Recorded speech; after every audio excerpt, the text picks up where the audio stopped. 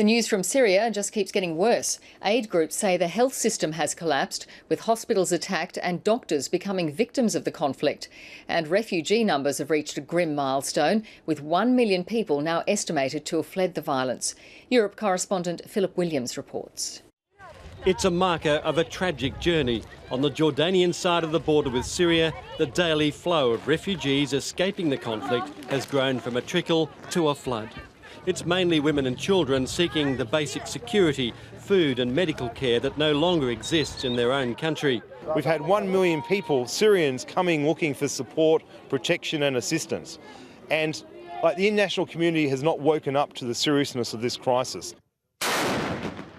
And with the fighting inside Syria intensifying, it's only getting worse. The Free Syrian Army has pleaded with the EU to lift its arms embargo. Statement, the Secretary of State. It's not the desired weapons, but the British government has detailed hardware it is willing to supply the rebels. It will certainly include, for instance, armoured four-wheel drive vehicles to help opposition figures move around more freely, as well as personal protection equipment, including body armour. A difficult situation was complicated further when Syrian rebels seized UN peacekeepers in the Golan Heights, accusing them of siding with Syrian government forces and demanding a withdrawal of Syrian troops from a nearby village. Inside Syria, the situation is increasingly desperate for those injured in the conflict. And there's very little humanitarian assistance going into the opposition areas, the rebel areas, and there are huge medical needs that are today completely uncovered. Along the northern border, millions contend with shortages of everything. Not enough food, fuel, or even clean water.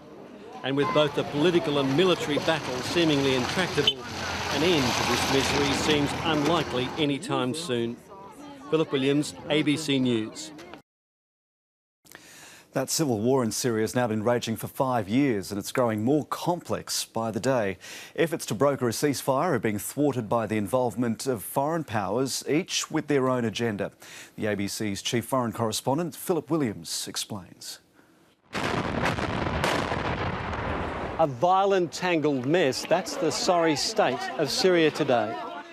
This chart shows just some of the armies, militias and proxy groups fighting with and against each other. This cat's cradle of conflict is not just about the control of Syria, but the whole region. But let's break it down. Bashar al-Assad's regime has been supported by the Syrian army and backed up by Hezbollah fighters from Lebanon and militia groups supported by Iran. Their fortunes have been hugely boosted by the addition of Russian air power, and that's been used to deadly effect against a variety of anti-Assad forces. Those opposing Assad are a mixture of Islamist militias, some supported by Saudi Arabia and Qatar, and more secular armed forces supported by Western powers.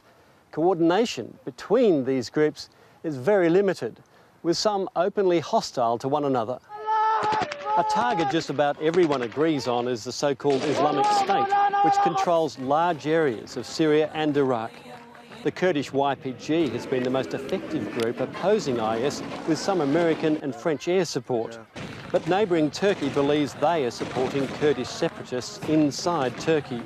To complicate matters further, there are hundreds of local groups, each with their own agendas, some little more than criminal gangs. 250,000 Syrians have died already. A full recovery will be years away, if ever. Is this the beginning of better days? Tragically, the answer almost certainly is no.